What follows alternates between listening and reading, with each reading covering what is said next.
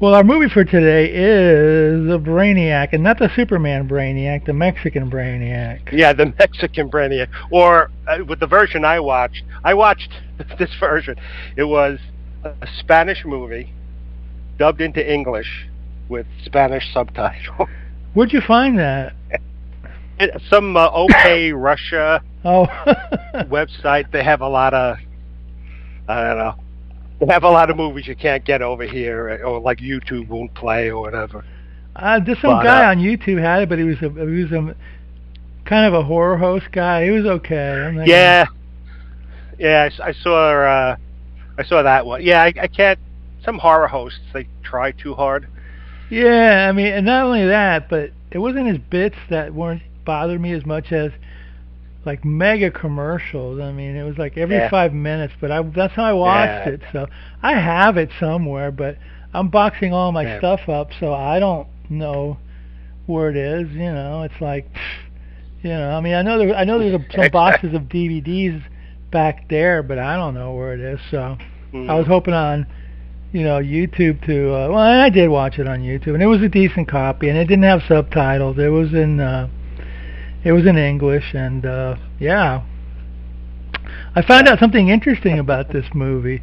There's a Frank Zappa Captain Beefheart connection to this movie. Really? There's a Beefheart song on Trout Mask Replica called Deborah Cadabra, and they reference this song. They reference this movie like Rubber-Headed Monster with stuff like that with tongue, late night TV and stuff like that. I'm like, wow. I mean, that's a fact.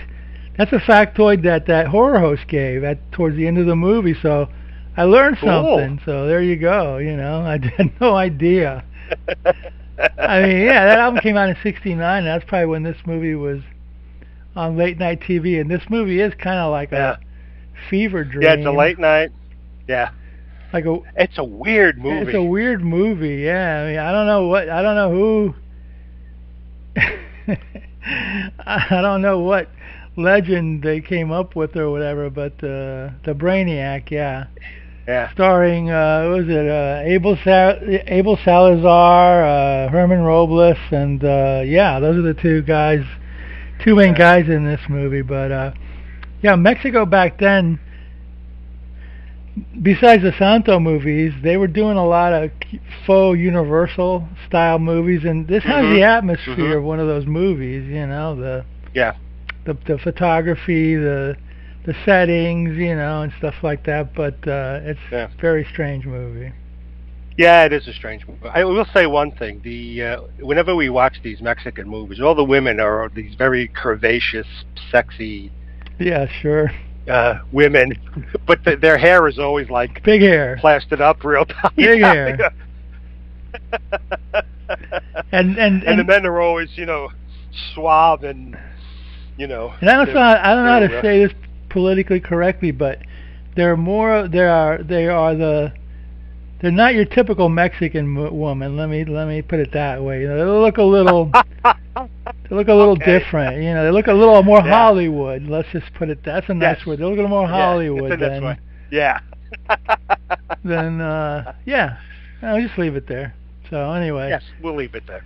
Yeah, they did a lot of these. They did. Oh boy, The Man and the Monster. There was a series called Nostradamus about a vampire.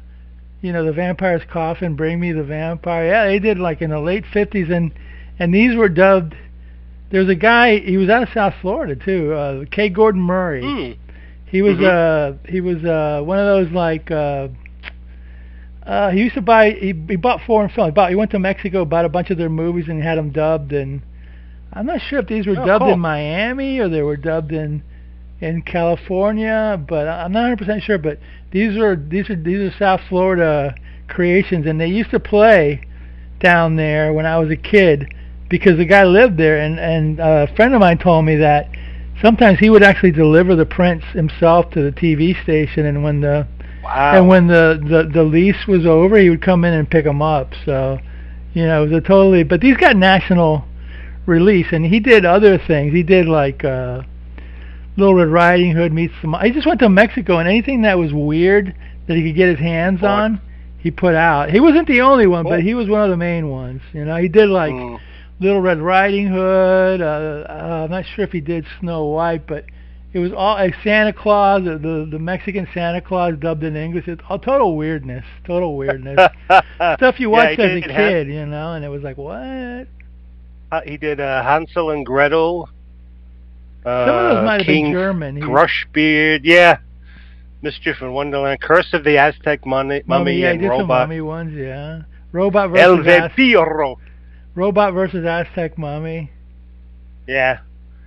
Then of course Riding Hood, the World of the Vampires, the Witch's Mirror. Oh yeah, this guy's got the Turkish Cucumbers. What? I don't know what the hell that one is. That doesn't sound right. That's not something a little too sexy for you know. It's a German comedy film. Doesn't tell you what it's about though, but it has a picture of just two heads on a platter, and one guy's wearing a turban. So I have no idea. Oh boy, yeah, there you go.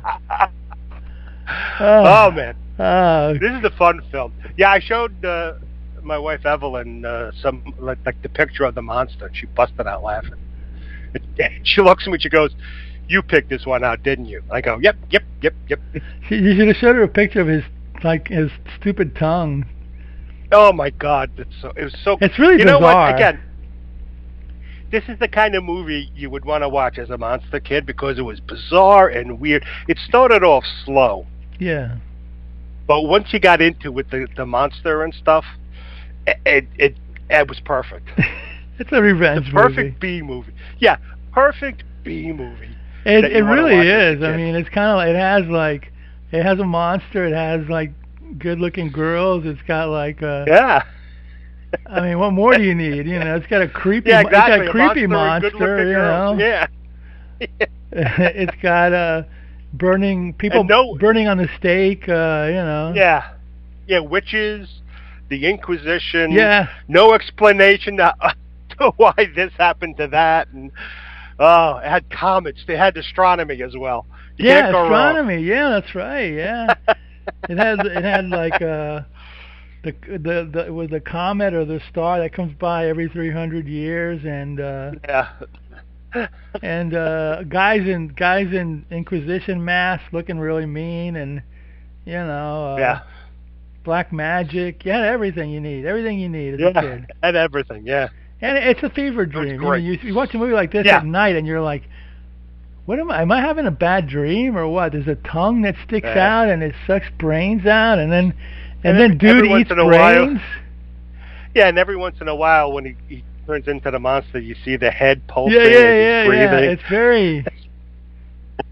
It's very surreal. You get, and then when he's got this like bowl of brains in the cupboard, you know. Yes. I think I'll have my bowl of brains today. Hey kid. Yes, I have a pain every once in a while. I need to have my medicine. It's like slurping up brains. Hey kids, take bowl of brains every morning for your before school for to have a great healthy day. By Kellogg's, by Mexican Kellogg's. Kellogg's brains. They're little chunks of brain. By Kellogg's of Mexico. They're shaped like comets. Yeah, some of them are shaped like comets, some of them are shaped like the Brainiac, and some of them are shaped like forked tongues. Forked tongues. Oh my God. This movie is so bizarre. When you picked it, I go, well, I know this movie. I mean, I still watched it, but I knew this movie. I've seen this quite a few times. I don't know quite a few, but I've seen it a few times. So, I think I've only seen it once. Did you see it when you was when you was? Yeah, when you was a kid. Yeah, no, when you were a kid. When I was a kid. You did. Yeah. Local TV. That local, this kind of thing was probably on either 11 on the Chiller Theater or Fright Night. I don't think it would play on. We didn't get a lot of Spanish shows, movies on creature features on Channel 5. You didn't get any of these dubbed Mexican things? No, they would usually show up on like 11. on the Chiller Theater or Fright Night. Did you ever get like back then?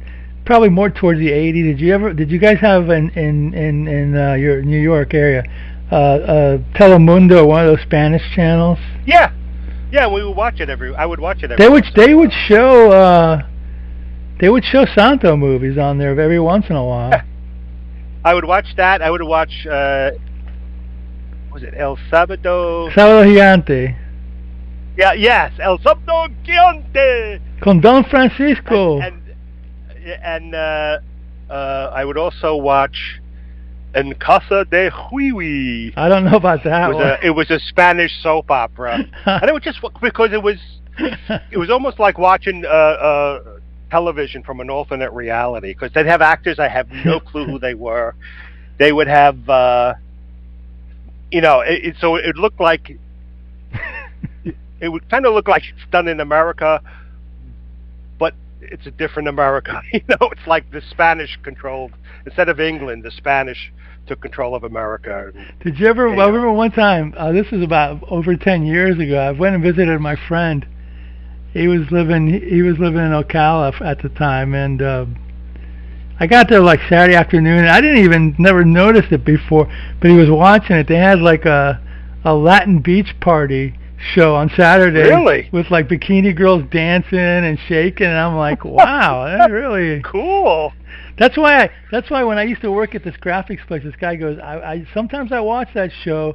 I don't know what they're saying, but the women are really nice, and I'm like, yeah, well, that's how they grab you. You know what I mean? It's like, yeah, exactly. That's like when Jimmy Kimmel and Adam Carolla used to do the Man Show. Yeah, it's funny. Jimmy Kimmel, doesn't get in trouble for doing all the sleazy crap he did on that show. Yeah. But they would end every show with girls jumping on trampolines. I remember that. And it was mesmerizing. I remember that. It was slow motion or something.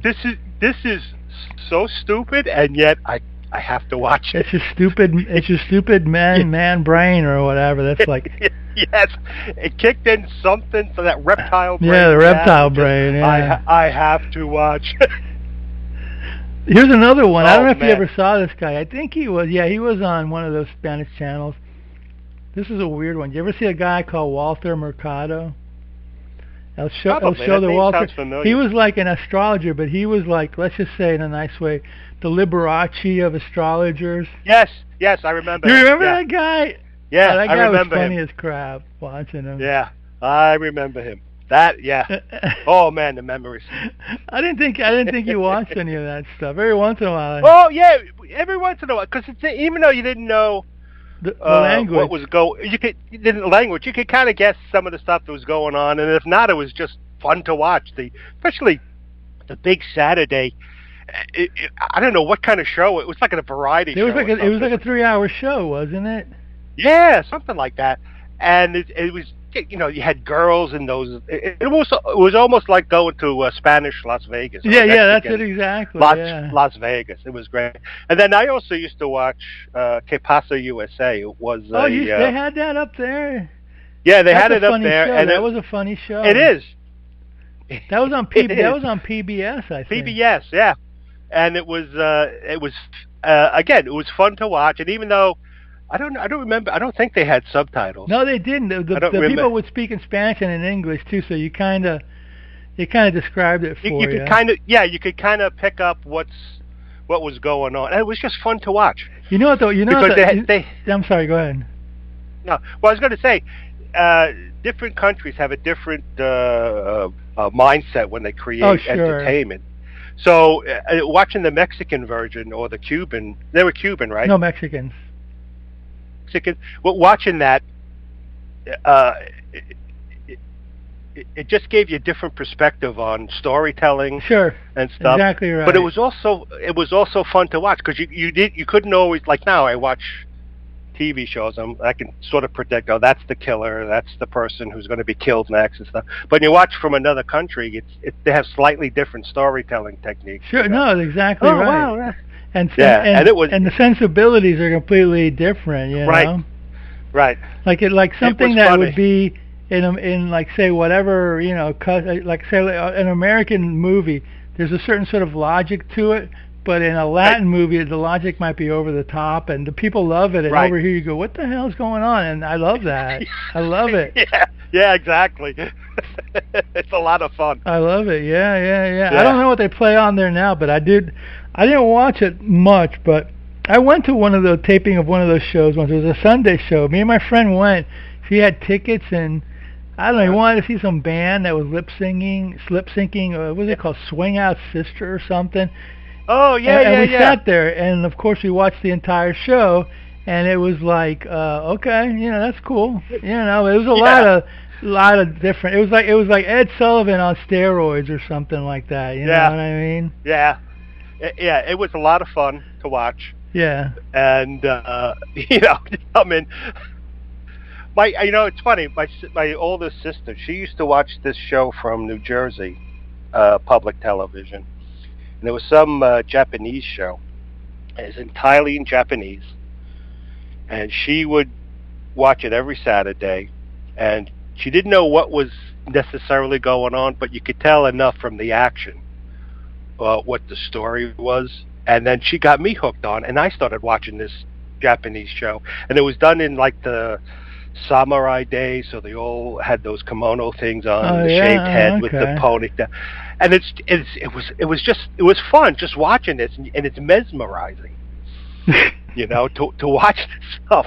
And then people come in and go, "What the hell are you watching?" "Oh, I'm watching this thing, and this guy's son here is like, you know Japanese?" "No, I'm just watching the show and I'm figuring this stuff out." Yeah, that's it. Sometimes something catches your attention, and you just, that's so weird. I'm just gonna watch it and try to figure out by the visual storytelling as opposed to the language or whatever. You know what I mean? Yeah. So. And let's face it, these B movies we watch, they're not very complicated. Well, they can be complicated, but not in the way you would think. No, not you. They're complicated in like, what the hell is going on? Like this movie. Well, we better get to the Brainiac, because Yes, we get to the Brainiac. Okay, the Brainiac from what was it? What year was this? Well, let's put it this way: the movie starts off in 1661, so back in those old days of the Inquisition. I think it was released in Mexico in 61 and in the States in 62. Oh, that early, huh? Okay, so K. Gordon Murray got it real quick and got it dubbed real fast. That was the thing about back then, the art of dubbing. They still do it, but they do it for anime mostly. And I'm sure there's some other things, but as far as like big budget movies, I don't think they do it much anymore. People just have become accustomed to, reading subtitles. Yeah. But I hate reading a movie, especially a B movie or an action movie. I hate reading it. Yeah, you're while you're reading, the action's going on. Exactly. And so a lot of times, you can turn it off and just watch what's going on, and it's fun that way to just listen to a movie in its original. I mean, I'm glad they dubbed it, because what happens with these movies is they're so weird, and then sometimes the dialogue they use is set to match the mouth motion. Right. But they have to reinterpret it, and some of it is such stilted, weird dialogue that it just makes the movie even funnier and stranger or whatever. So. But that was the funny thing about this copy I saw is I mean I'm not fluent in Spanish, but I still remember some from high school, and the Spanish dialogue did not match the English dubbing. I understand that. I get it. Yeah. So so they would add some things to sort of, like you said, to make it fit the talking, while you could see the dialogue said something slightly different. Yeah, that's interesting. Because you would figure that the dialogue would be interpreting what the dubbing is, but maybe the dialogue is interpreting what the original. I mean, I don't know. Maybe the person who did the typing, of the caption. The caption, maybe he didn't get it right, because they're not doing it off for they're interpreting the English language and converting it into Spanish, so that's kind of weird that it didn't match. You know what I mean? So. Yeah, so I'm not sure. I'm not sure if he used the dialogue from the original Spanish or if he used the English. Oh, you But think even then, maybe it was called closed caption for people that were hard of hearing or something like that? No, I think it was. I think the original copy they had was dubbed. No, it was closed captioned. Got it. And then they took it and then added English dialogue. Okay. English dubbing. Because even when I put on, because sometimes I watch stuff and the sound varies and you can't hear what they're saying. So I put on closed captions here, and it doesn't always follow. No, it doesn't. What they're saying. So I think some of it's this wasn't auto-generated, but when they do auto-generated captions, it's sometimes it does weird things. Yeah. Sometimes they get the words wrong, and sometimes they're unintentionally funny, and Yeah. Anyway, so well, enough dubbing. Yeah. Anyway, this movie starts out in 1661, and we got the Baron. What is it, Mateus or something like that? Abel Salazar, Baron, and he's being accused of heresy. He's like, hey, you did witchcraft. You had sex with a bunch of women. You did this. Yeah, you did necromancy, dogmatism. Yeah, what? See, and he's sitting there, but they're all in black robes. And he's smiling. Yeah, and he's laughing, smiling, and stuff. And then some guy comes in and wants to plead for his innocence. Yeah, the guy with the puffy, neck thing. Yeah. Yeah. So he says, "Oh, he's innocent. He supports the arts and sciences." And then the Inquisition guy says, you're obviously lying. So for your lies, you're going to get 200 lashes." And they take him away. And then they condemn him to death. They're going to burn him. Yeah, they say we're going to torture you, and then we're going to dress you in funny clothes so you can be mocked, and then we're going to burn you at the stake. And then we're going to put you in a comfy chair. And I think it's Vitellius. Vitellius, that was it. Yeah.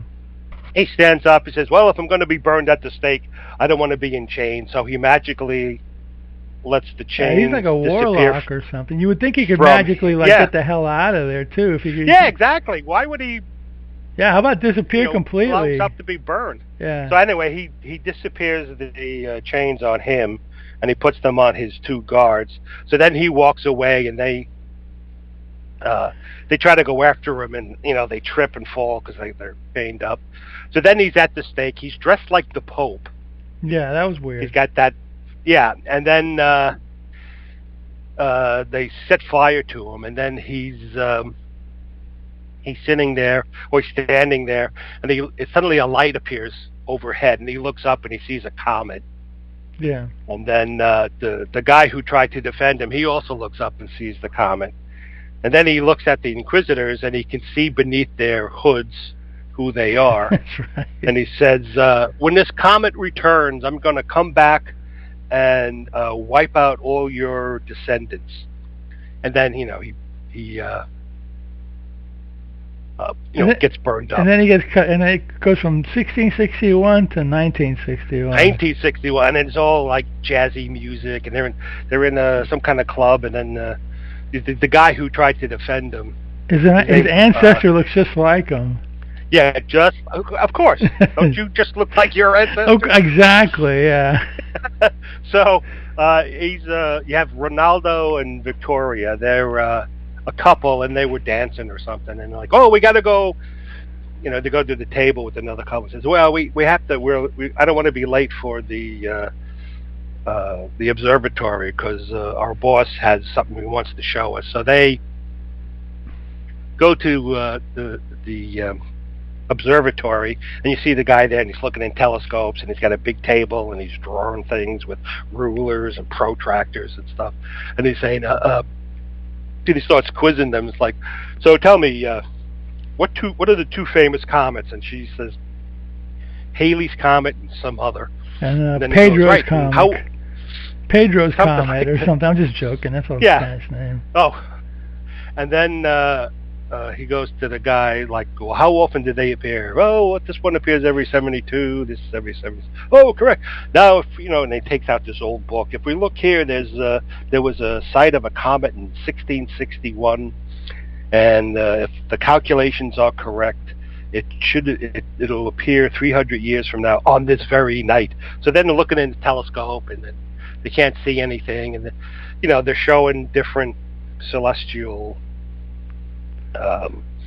like the Andromeda Galaxy, and various stars and whatnot. And so suddenly the girl finds the comet, and she goes, "Oh, I found the comet," and they're like, "Oh, there it is." Oh, and then it suddenly disappears, and they're like, "Wait a minute, where'd it go? It was just here. I know we saw it." So then it's nighttime. You're out in the field, and you see the comet sort of flashing. It looks like a sparkler. And this guy's driving, and he looks. He stops his car, and he gets out to look, and then you see it looks like a paper mache mountain. Yeah, it just hits right there.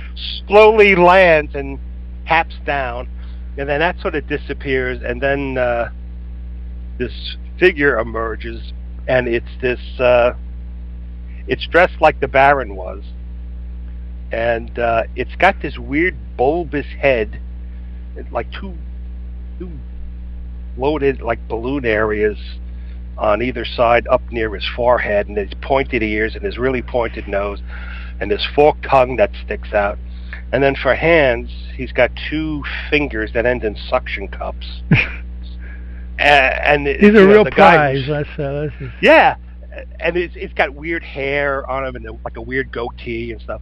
So this guy who stops the car and was looking, he sees it and he tries to run, but the face lights up and hypnotizes him, and then it grabs the guy, it sticks its giant, and this forked tongue is like, I don't know, 18, 20 inches long. Yes. And it jabs him in the back of the neck, and then the guy falls down dead, and then suddenly his clothes disappear. No. What happens is it takes his outer garments disappear, but they leave him lying there in his like striped shorts and his wife beater and his like black socks. And then those clothes appear on the monster, and then he turns into the Baron. Yeah, Abel Salazar. And he walks away. Yeah. So then this is quite the beginning to this movie. So then you see the Ronaldo or Reynard, whatever his name is, Ronaldo and Victoria. They're rushing out to where they think the meteor crashed, and that's right. And they meet Abel, the count. Yeah, count, they meet the Baron. The Baron, yeah. And then he's he looks at them and he says, "Oh, hi, how are you? I'm Baron. I often do my walking at night."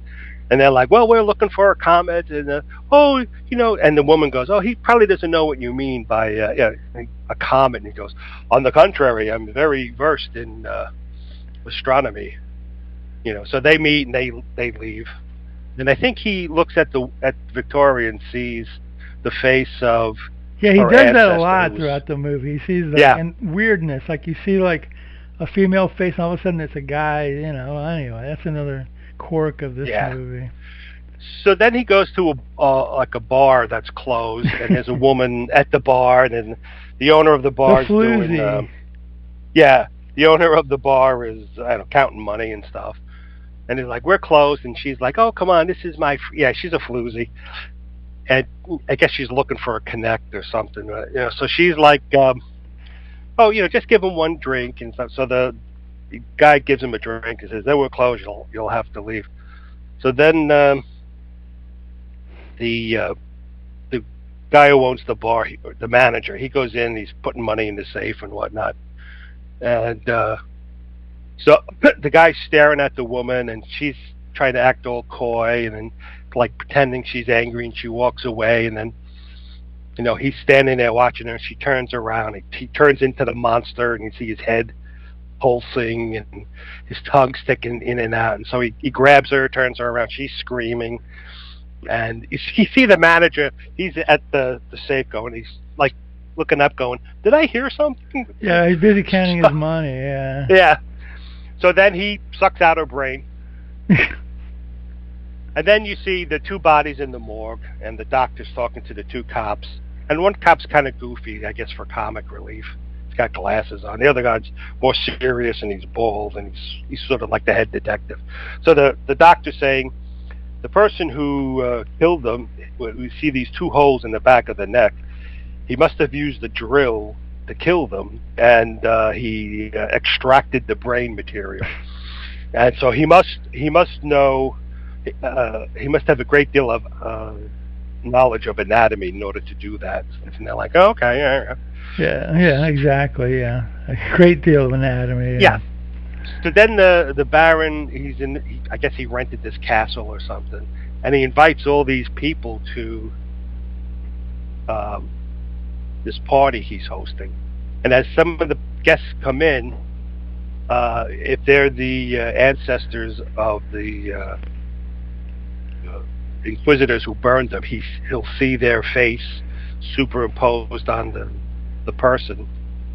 And then he's talking, and he's, being a very polite host. And then he says, excuse, he's talking to Ronaldo, or Reynard, Ronaldo, I'll say, and Victoria, and he's like, oh, I have a pain. And she's like, oh, are you okay? He says, oh, it's just a pain I get on occasion. I'll have to go and take my medicine. So, and he's in the same room. So he walks over to this cabinet and opens it up, and there's like a little palace of brains in there, and you see him like scooping up some spoon, he gets a teaspoon, he starts scooping up some brains to eat and stuff. It's like, all right, whatever. There was another scene before this that I wrote down where he actually picks up some. He goes. You know what I'm talking about. He goes to the crypt, and then after he's walking out, he sees another woman out there, and she's another floozy. Yeah. And he does a number on her too. Yeah, and then they again, both women, they see him, and instead of running away, they just sort of faint. Yeah, exactly. So so he goes and he looks up in the book. He hypnotizes the guy. It's an archive of the town, I guess, and with the history and stuff. So he goes to the crypt. Yeah, he goes to the crypt to look at the names of the guys, the inquisitors who killed them and stuff. Yeah, and then he goes out, and that's where he kills the woman. So then he then there's a scene where the astronomer is mad because he's going, where's the comet? I can't find it. Right. What happened to it? Right. And then the Baron ends up inviting that couple, Reynard, and he's got a party going on, and that's when that's the scene where you see all the descendants there, and and that's when their faces pop up, Right. So he visits one guy who's a professor of history and has his daughter, and that guy. That's Herman Robles. He played vampires in some of these movies. El Vampiro. Well, he looks it. Yeah, he looks it. But he's got the funniest expression of all time because the Brainiac, he freezes the one guy, and then he has his way with. Well, why don't you tell us? Yeah, with the daughter. Yeah, right. Yeah, so he freezes the guy, and the guy's standing there, and his eyes are bugging out, and he keeps looking over at his daughter to the left, and she's like bugged out because he's.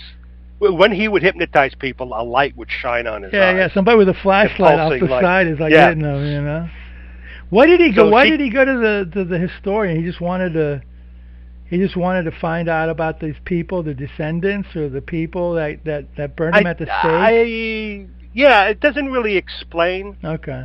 That I remember, but he goes to the historian, who's one of the ancestors, as is the daughter, and then he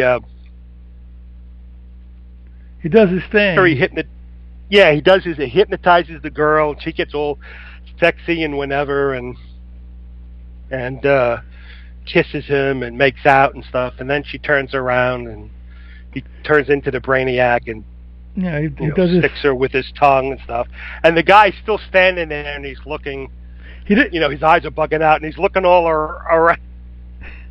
He doesn't. At first, you don't know. He doesn't suck guy brains, does he? It's just females, right? I think he just. I think just females. Because I think he sticks the guy. I think he puts the guys in a couple of them in the incinerator. I think. Right. Well, the historian, the first guy with the daughter, he kills him, and then he starts as the monster. He starts throwing paper all over both bodies, and then he sets the house on fire. Right. That's it. Yeah. And then. What I'm trying to imply is that the Baron, the Brainiac, doesn't like suck the guy's brain. So he's like this whole thing where he sucks the woman's brain is very weirdly perverted. Yeah, weirdly. Yeah. Weirdly perverted. Anyway. Yeah. So then he, I don't know. He goes to the guy who's a metallurgist, who has another daughter. Thing. Oh, I thought that was his wife. Oh, maybe it was his wife. I thought it was his daughter. She looked a little young. Okay, maybe it was his wife. Yeah, you're right. Well, this was the older guy. The older guy. Yeah, he goes afterwards. And he says, "Oh, I can make. I have a. The Baron says, I have a metal that can withstand anything or whatever." He's like, "Oh, I'd like to see that." You know. So then he does the same thing. He he freezes the guy who can't move. He's by a furnace. And then the woman... He brainiacs the woman, let's just say. Yeah. And then she starts making out with him, and then she backs away, all horrified. And then he turns into the monster. And then she's frozen. He walks over, and he opens the furnace door. And you see from inside the furnace the flames going, and the two people standing there. So, it's suggested that he threw them in the furnace and yeah, because it's more weirdness because it's like when he freezes the guy and he makes out with the girl, he looks like himself, but when he's gonna do his dirty deed, he turns into the monster. So there's more kind of weird, perverted, sexual strangeness to this thing, especially if you're a kid and you're like, what? Yeah, it is. It has a deep, it has a Freudian side to it. Let's just say. Yeah. So meanwhile, the cops are trying to find out what's going on, and they find the burned bodies of the second guy and his wife, and they're like, what's going on? So they question they find a list of. They go to the archives and find a list of. I don't know why they connect this together. They just find it. They connect it somehow that they. Oh, yeah. These are all the people that this guy killed like 300 years ago. I mean, I don't. Yeah, it was a weird. Wasn't explained. It was explained in the Latin Mexican version of it. I don't know. Yeah.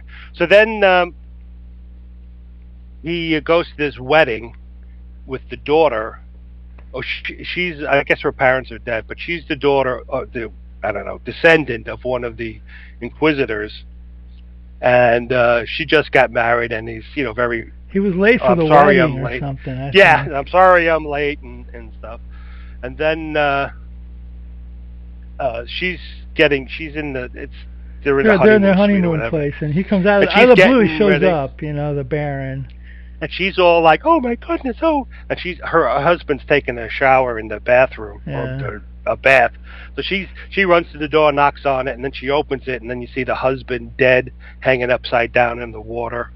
Yeah, and she screams, and then he turns into the Brainiac and starts sucking her brain out. And then the cops are, they're trying to figure out. Yeah, they go to the crypt and they start figuring things out. They go, hey, all these names we got here, these are the descendants. These are the descendants in the crypt. What's the deal? I don't know if there was a scene where they went back and looked at some, ancient tomes about this guy that was killed in 1661. I think a part of it, currently, he bears the same name as the guy who was burned at the stake. Yeah, so right. The Baron, he didn't even change. So they put 2 and 2 together or whatever. Right. So then he invites Ronaldo and Victoria to dinner, and then they're talking. Then he excuses himself and opens up his the brain casket to get the brains, and he's spooning a couple of things in, and then he's talking to them, and he goes, "I want to give you a gift of a jewel," and he goes, "Oh, Baron, you're too polite, you're too kind to us," and he's like, "No, that's okay, but I want her to come alone to the jewels in my office because I don't want you to influence what jewels she takes." And he's like, "Wait." And the guy's suspicious. So then he walks with Victoria into his study, and he shows her jewels, and then he explains to her that he's gonna that she's the descendant of one of the inquisitors who killed him. And it almost feels like he doesn't want to kill her, but I'm not sure. Yeah, because he's in love with her. Yeah. He says, "I'm in love with you, but my hate is stronger than my love." Meanwhile, Ronaldo is for some reason or another he goes, "I need to open this trunk up for whatever reason." He's suspicious. Yeah. Yeah. So he opens the trunk. He sees the brain. Then he hears Victoria scream. But by that time, he turned into the Brainiac. So she comes running in, screaming, and then the Brainiac comes running in after her. And Ronaldo says, "Go run and hide. I'll try and stop him." So she runs, and then the guy turns invisible. Yeah, he turns invisible and goes right through the guy to get her. Yeah, it goes right past him, and then goes to attack the girl, and he says, "Oh, I'm going to spare your life because your ancestor tried to save me, but she has to die because she's the descendant of one of the guys who killed me." And then suddenly the two cops run in with flamethrowers, and they burn the guy alive, and he dies in flames, and then he's the monster. And then the clothes disappear, and he turns into the old burned clothes of the 1661 Baron, and then he turns into a burned skeleton. There you go. Yeah, they knew to bring flamethrowers. It's like I thought they'd come in with guns or something, but there must be a scene where they read I don't know. These are the ways to kill the Brainiac. You must burn him, not shoot him. I don't know. So it was sort of a weird witchcraft, science fiction, sexual weirdness. Rubber-headed monster thing. Yeah, and why brains? I mean, that's a new monster. Well, zombies would eat brains, but yeah, and basically, I thought, okay, so if he's sucking the brains out, what does he do? Spit them back in the bowl and eat them again? He regurgitates them? I guess I don't know how the hell they never explain that. Well, why he has to eat brains? No, they don't. It's just you gotta go with it. You know what I mean? You just gotta go along with it and. Yeah, you go along with it. Enjoy the ride. All right, whatever. Yes. But the funniest part was when, for no reason other than it was dramatic, I guess, the two cops run in with actual flamethrowers, and they're strapped on the back, and they're shooting them and flamethrowing them. It's like, oh my God. I know. It was funny I mean, wow, they knew to bring flamethrowers. Did somebody say, "Hey, you got to burn them"? That's the way you get rid of the Baron. I'm like, okay. Maybe they read some. Maybe when they were in the archives, they read maybe. Yeah. Oh, this guy was burned. That means we got to burn him. I'm helping them out with some kind of logic there, which wasn't explained in the movie. But when you get a movie this bizarre, do you really need an explanation? I don't know. No, it's you either like it or you don't. Yeah, exactly. It's pure fun. That's all you want, and it makes sense within the framework of the movie. Outside, who cares? It's like movies like Blue Velvet. They only make sense within the framework of the movie. Right. Like, why was his return tied to the comet? Well, I think in the beginning of it, when he was getting burned, wasn't there a comet flying over him? And then he said, "This comet's going to come back in 300 years, and that's when I'm going to come back." But why? Yeah, I don't know.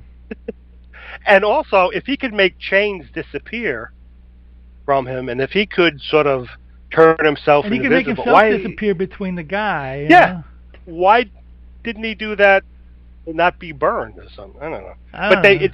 They did say when they tortured him, he just laughed and he didn't feel anything. Yeah, there's a lot of leaps of logic, and there's a lot of lack of logic. And before they tortured him, the guy who was trying to save him said, "No, he's a good guy. He helps the community. He does this and that and the other thing." And I'm like, I don't think so. Yeah, right. And plus, like, who is he? Why is he defending?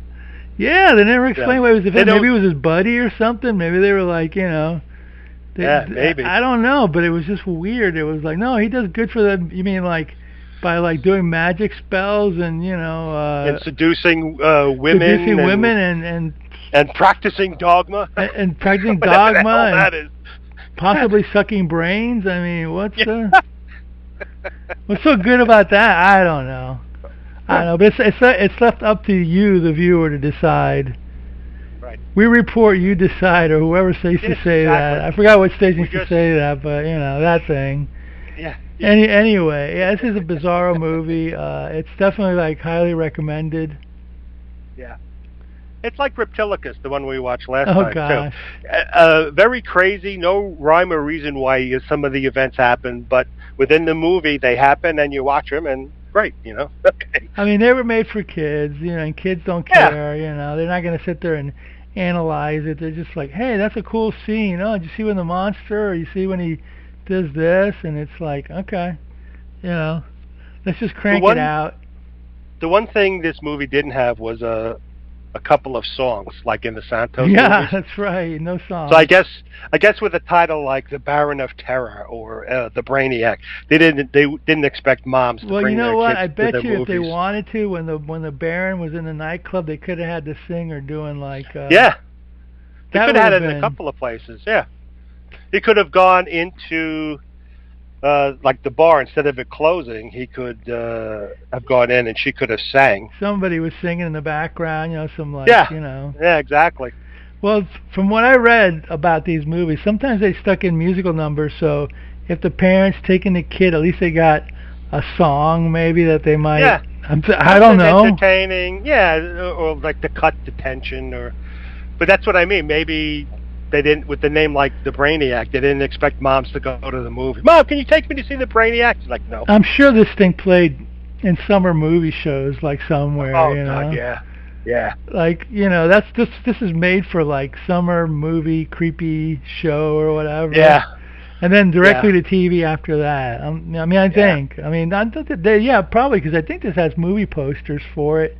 I know that Little Red Riding Hood and the Monsters has posters for it. So. Wow. Cool. Some of them did go directly to TV because that was a big market back then, and TV like independent stations, UHF channels were starting up, and they just wanted to fill time. So. Right. A lot of these guys, hey, I got all this, come on, but this is fun stuff.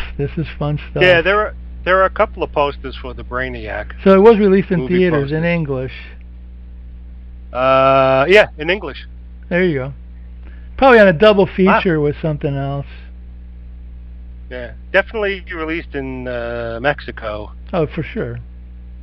In theaters, but I think probably 61. Did they have drive-ins? Yeah, they must have had drive-ins back then. So 61. Oh, sure, they had drive-ins in the 50s. Sure. Yeah. So this, and the part of the problem is you type in The Brainiac, half of them is from this movie, and some of it is Superman related. You have to put The Brainiac 1961, and then it'll take you. Then you get more. Then you get more pictures. Or The Brainiac 61 film or whatever. Yeah. I know some cousins of mine one time, and I think it was in the 70s, maybe in the 80s, they came over with their mom, and they were all worked up, and they go, oh, we were just at the Tower Theater in Southwest 8th Street, which was a Spanish area in Miami, and we just saw a Santo movie, so some of these movies did play. Yeah. Now, this is in the 80s, so it probably wasn't this, but some Santo movie they saw, in the theater, so they would play in, like... The dubbed one, they're English here, but if it was only in Spanish, they did play them in movie theaters. They weren't just released to TV, so but yeah, well, you had those cheapo dollar theaters even back then. Yeah. And matinees, you would. I remember going to a lot of matinees. That's where I saw a lot of movies, like 1,000,000 Years BC and what's that one in the Sargasso Sea? Lost Continent or something. Yeah. I saw that as a double feature. That's pretty cool. Those are both Hammer movies, so yeah. Yeah. You see them in the early 70s, probably, I would imagine. Yeah, I remember my brother and my cousin took me, and that's pretty cool. Those were the days. Yeah, those were the days. Yeah, you're spending like 4 hours in the theater, but at least you're getting 2 movies. Now you spend 4 hours and you're getting maybe 1 movie or something. God, yeah. You get 2 movies and some trailers, and if you're lucky, maybe you get a cartoon or something, and Yeah. You're there from 11 till 4 in the afternoon or something. Yeah. I remember once going with a friend, and we were there so long my mom had to come in and take me home. It was like 6 o'clock or something. What, was that the movies? It was you we were just, my friend and I were just hanging out, and we were talking and having fun and, not joking around about the movie and about other things. And inside the theater, that's cool. Yeah, inside the theater. So, yeah, it was fun. Yeah, sometimes you watch the movie twice if they let you, who cares? Yeah. I couldn't do it, but I know people that did. They said, I just want to watch it again, I'm like, okay. Yeah. All right, well, anyway, that's the Brainiac classic Bizarro movie. Influenced Frank Zappa. That's how good it is, I guess. Actually, Frank Zappa did a song. This song actually influenced Beefheart more, but Frank Zappa did a song later on called Cheapness, and it was about old cheapo B movies or whatever. So I guess they were both fans of it, which is cool. Yeah, that is cool. Yeah. All right. I'm sorry. I was gonna say, yeah. Well, back then these kind of movies very popular. So popular that they made 2 TV shows about weirdness: Addams Family and The Munsters. Well, these movies were so strange. They were they were just so strange. They were so different in a lot of ways from American or British movies. They were over the top. Let's just say, the sensibilities were whatever. Whatever happens, that you just look at them and you're like, what? And I like movies where you're watching and you go, what's going on here? Always like that. Kind of entertaining. Unlike that movie we watched, Candy, which was Candy, so bizarre. Like, what the hell am I watching? Candy, and it ended weird. And yeah, that went on for a little too long. And Candy. That was definitely like one of those. Let's get a lot of movie stars in this movie and get all weird, and maybe the people in the audience are like on some funny cigarettes and they'll like it, Yeah. I don't know, people who went to see 2001. Yeah, that's another. I never saw it. Yeah, it's another one. Yeah. You needed some like some fuel to get you help. through to that weird 2 hours. Of that was what the hell am I watching? What is going on? Especially the end. You're like, what the? Yeah, like even reading, and I remember reading the book to sort of try and understand. Does the book make more sense? No, the end. Not the end. The beginning did. And you're like, okay, it helped explain a little bit, but you could kind of figure out from the beginning. But the way it ended, you're like, what the hell? Sometimes it's good when you watch something, you read something, and you can't figure it out. If you're entertained, at least it's like, well, at least I was entertained, but I don't get it. Exactly. Maybe you're not supposed to get it. Maybe it was just left to the imagination. You figure it out. But some people don't like that. Some people want actual resolution to the story, and if they don't, they get really angry and whatever. Like that when me and my friends went to see at a dollar theater years ago, The Last Wave, and I'm watching into the theater. As I'm walking in the theater, a woman that I never knew in my life walks up to me and goes, "Don't see this movie. It's bad. It's terrible." And I'm like, well, and it is an open-ended, weird movie, but she was just like, she was so adamant, don't go see this movie. I go, what's going to happen to me? Am I gonna turn into the Brainiac or something if I watch it? I don't know. Anyway. Wow. Yeah, that's like David Lynch movies. Sometimes they're interesting, Yeah. but you don't know. You have no clue what the hell's going on or what's in his mind. But they can still be kind of fun to watch. That's the thing. If it's fun to watch, and it's well, I've never seen it, but I heard that Mulholland Drive is a weird movie. It's like a dream, and you don't know if you're watching a dream or at some point it's becoming the plot of the movie. So I love Blue Velvet, so that one. Eraserhead, not so much, but that's just me. Yeah. All right, well, we'll be back in a couple of weeks with another goofball movie that I'm sure you'll all love. A fun movie. Roddy, you're picking some winners, let me tell you. There we go. Yeah. You're batting 1,000, with all these. If we can find it, maybe we'll do the Turkish cucumbers. Oh, gosh. Have you ever seen a Turkish, so weird. Some of this, we're not going to do it for the show, but there's like a Turkish movie that the superheroes are Santo, Captain America, and Spider-Man is a villain. And there's a scene where there's a woman buried in the sand, and Spider-Man's walking with a lawnmower. It's so bizarre. Oh, God. Turkish movies are like the weirdest thing you've ever seen. Turkish Superman, Star Trek, Star Wars. I saw a clip of one where this guy, I don't know if he's a robot or a secret spy, but he has this gun with endless bullets, and then suddenly he's able to replicate himself, and he turns himself into a giant ball, and he rolls over the people shooting at him. I'm looking at this going, what the? Oh, I got to see this movie if I can find it. I haven't found it yet, but yeah, the one with Spider-Man, Santo, and Captain America is called 3 Dev Adam.